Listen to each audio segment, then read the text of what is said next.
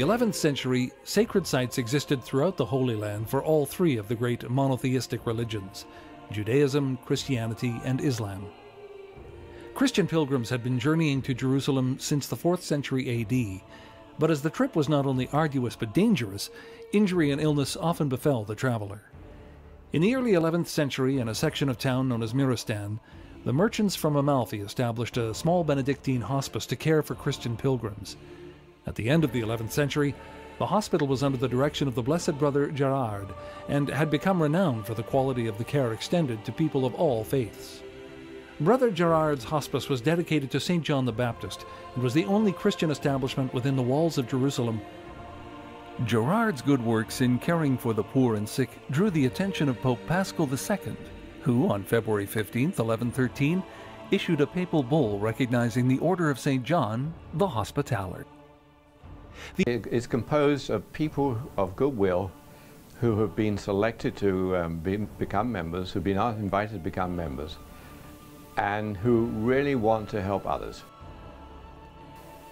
Well, the Order of St. John is not something that you join to get a start in your charitable endeavors or your service of the community. Essentially, it's made up of people who have already given a great deal, been involved for some time in other charities, and are invited to join the Sovereign Order so that they continue that work and also work with a like group of people, if you will, and people who have had that experience or those experiences and choose to be involved at not so much a higher level, but maybe in a more cooperative way, a more concentrated way. The order expanded rapidly during the first decade of the 12th century, in part due to monetary gifts and estates it received from grateful European nobility whose dependents were cared for by the Brotherhood. The Blessed Gerard was succeeded by Raymond Dupuy, who was as statesmanlike as he was religious. He codified the rule of the order and established a military corps along the same lines as the Templars. He realized that some of the brothers who had joined the order were more suited for the task of protecting the pilgrims than nursing them. Over the next 200 years, the order grew, and drew to its ranks the younger sons and brothers of the rich and powerful nobility from every kingdom in Europe. As a consequence, new hospices, priories, and strongholds were built along all the major pilgrimage routes in the Holy Land and Europe. I think I became very fascinated with the order in 1979 when, as a graduate student, I worked for the Institute of Nautical Archaeology and at its field headquarters, which were in Bodrum in Turkey, and the field headquarters was actually based in this incredible late or early 15th century medieval fortress or castle which the Knights of St. John had built, and there was there was a moat and double walls and these great towers. The towers were in English, a French, and a German tower, and each been built by a different nationality of the knights, sort of competitive tower building, so to say. The English tower, as a social historian and a historian, was tremendously interesting to me. It had the coats of arms of Henry IV. He was the one who raised the money for it, and it also had, in slightly smaller scale, he being the head patron, of the coats of arms of the noble families in England who donated money to this particular project of building this defensive tower. And not unlike the way sponsors of healthcare programs or operas or art exhibits do today, sponsors have their logos. Well, here were the logos from the 15th century of all those who donated money for this project. During the 12th century, the Hospitallers and Templars managed to defend the Christian kingdoms in the Holy Land. But once Saladin united the armies of Islam, the Christian armies began to lose territories, despite reinforcements from Europe. Saladin's victories launched the Third Crusade led by Richard the Lionhearted. While the Christian forces managed to recapture all of the coastal areas, Jerusalem remained in Saladin's hands, but was declared an open city for pilgrims of all religions. The wars continued throughout the 13th century, until the Muslim armies finally evicted the order from their last stronghold of Acre in 1291. At first, the order withdrew to their estates on Cyprus, but in 1306 they captured the island of Rhodes from the Byzantine Empire. On Rhodes, they built a huge fortified city and perfected the final form of their military component by developing a powerful navy. The Ottoman Turks attacked Rhodes in 1480 and returned in 1523 with a more powerful force. After a lengthy siege, the knights were forced to surrender their island stronghold to Suleiman the Magnificent. The order settled on the island Malta, a gift from the Holy Roman Emperor Charles V, for an annual payment of a falcon. The Ottomans pursued the knights to Malta, but were defeated by the knights in 1565 after a lengthy siege. The order prospered on Malta, building a large city and hospitals. The Sacra Infirmia advanced medical care and science throughout Europe. In 1798, General Napoleon captured Malta en route to Egypt. The last Grand Master fled to Russia with the holy relics of the order and sought protection from Tsar Paul I, who was recognized by the Pope as being the protector of the Knights of St. John. After the 1917 Russian Revolution, the order's relics were taken to Denmark by the Dowager Tsarina, and on her death passed to the guardianship of King Alexander I of Yugoslavia. The Grand Priory of the Americas had formed in 1912, but it was not until 1964 that the priory became prominent by accepting the King Peter II of Yugoslavia's constitution.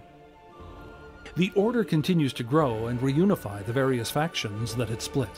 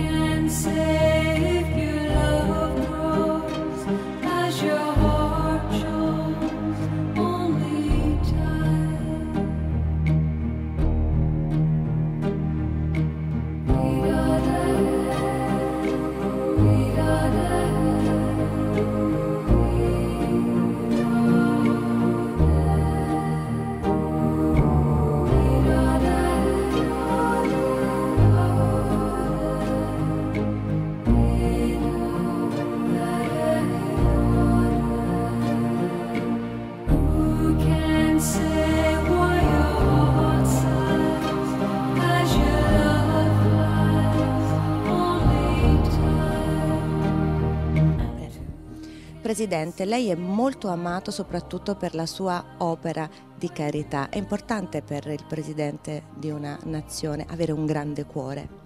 È molto importante, sì, perché abbiamo qui anche bisogno di fare anche l'aiuto, di dare l'aiuto alla nostra gente, particolarmente ai bambini, perché ogni anno abbiamo 300 persone che devono fare anche operazioni all'estero. La nostra associazione, che si chiama la Community Chest Fund, fa questo, sì, facciamo questo sostegno finanziario.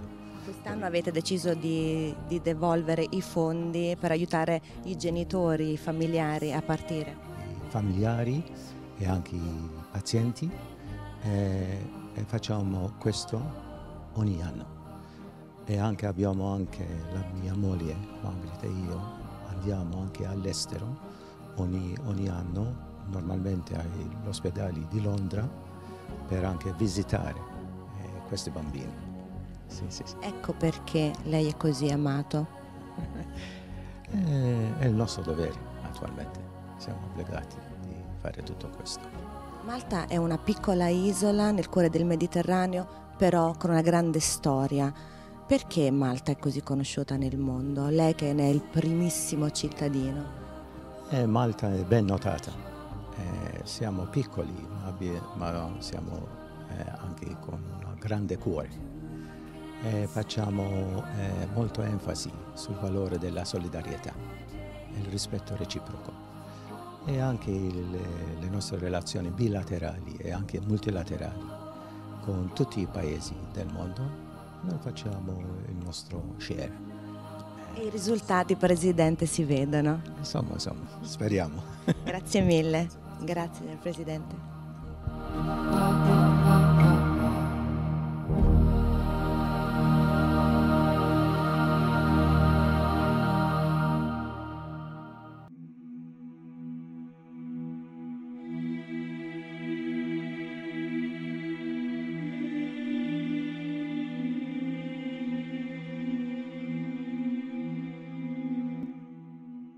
That the order has returned to its original mission, and that is service to those who are sick and ill, regardless of their financial status or, in fact, their faith, because that was what the order used to do. And they also provide very compassionate care to people at their end of their lives with the hospices that we've been building. And I think that is incredibly important, and that is how the order and why the order was originally formed.